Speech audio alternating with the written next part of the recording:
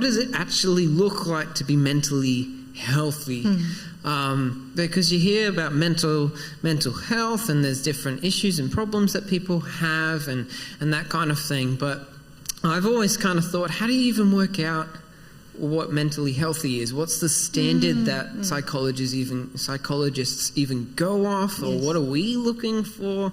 And I guess to add a little bit to this question is there kind of a spectrum in terms of mental health like there would be with physical health, where you've got, I guess, people that have quite a few health problems, they're not looking after themselves, eat bad food, they don't exercise, so on and so forth.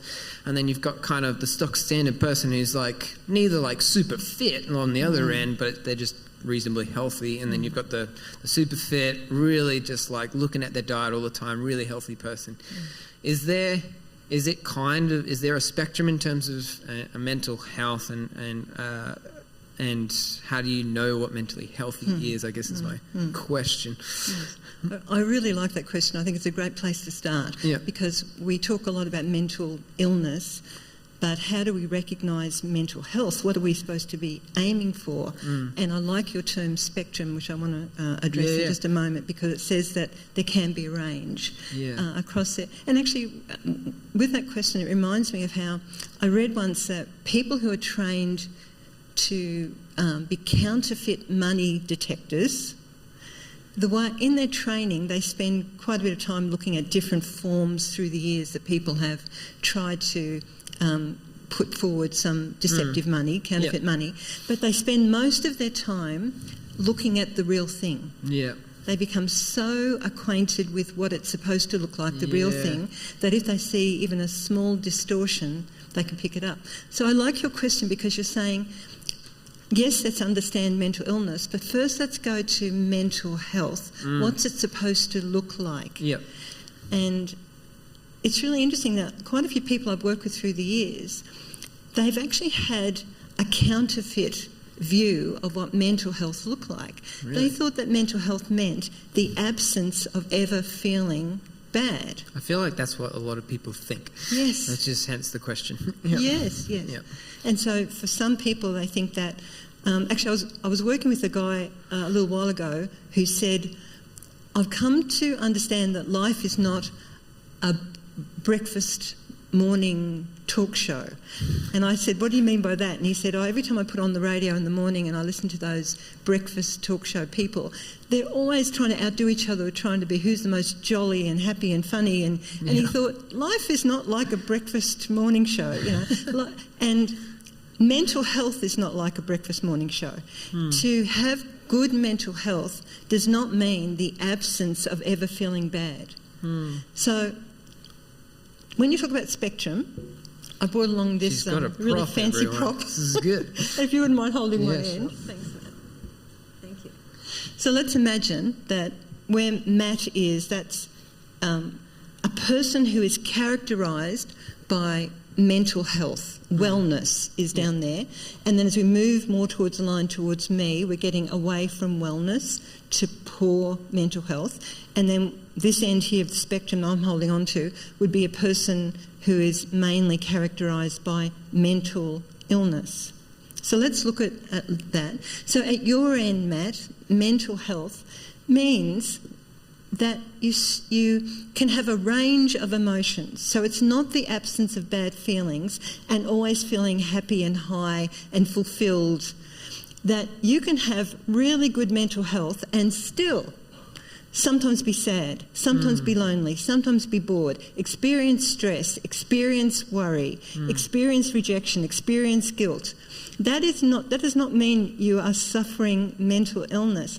In fact, mental health is characterised by what we call emotional agility. You actually can move through a whole range of emotions, hopefully the ones that are right for that moment.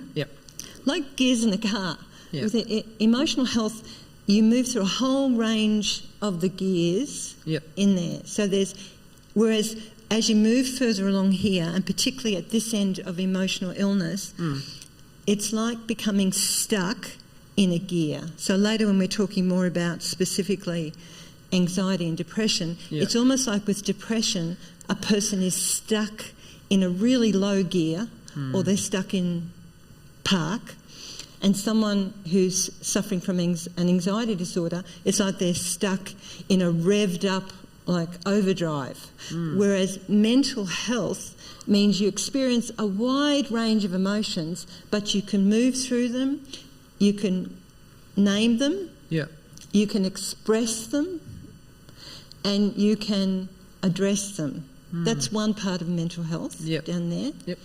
Also, usually mental health is characterised by being able to do the things that help you function day to day. So usually with mental illness down this end here, their mental illness actually gets in the way of them functioning well during the day.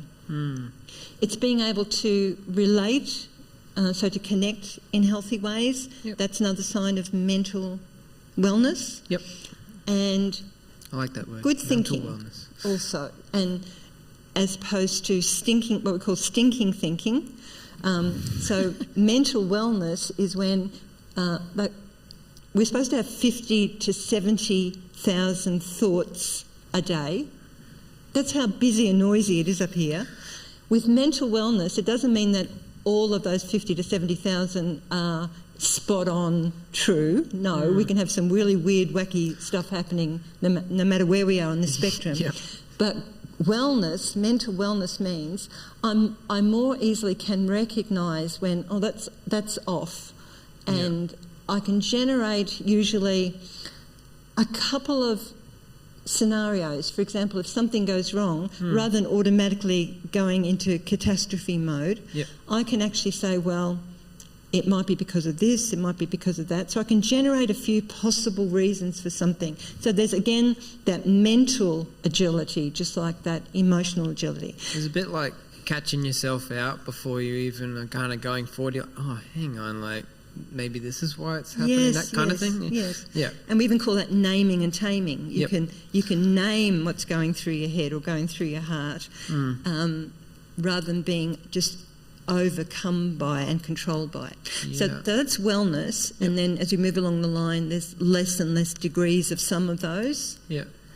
And then up to here, mental illness. But in mental illness, a person can still do all those things I said about the feeling and the doing and the thinking and relating, if their mental illness is being well treated, well cared for. That's really, really cool. Is there a sense, like this is kind of just a little bit of a follow-up question on this spectrum, but do you think you would kind of go a little bit back and forth? Okay, say for instance you hit a new moment in life where you've hit something really hard and you might be feeling certain different things, and you're not actually, you've never learnt how to change gears in a sense. So you might kind of keep going back and forth. Like, is it okay to kind of go a little bit back and forth on this spectrum? You don't always have to be up here. And in fact, that might be another myth, that I land on this place of mental health and I stay locked in there forever. We can move backwards and forwards, and something as simple as sleep can be one of the main determinants of where I am on this spectrum. You could have a whole lot of good things in your life. You could be starting something new and exciting. But if you're not sleeping well, and I'm going to really hammer this tonight, sleep is the most important ingredient for good mental health. Sleep is when it's like the dishwasher for the mind. It gets rid of all the grime.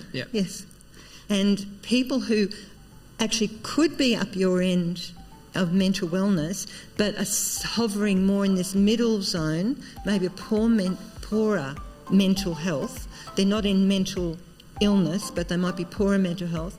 Often you can find that, just using your term for this series, way of life, they might have fallen into a way of lifestyle that actually means that their mental health suffers because they're not injecting into their lifestyle some of the ingredients like sleep that actually sustain good mental health.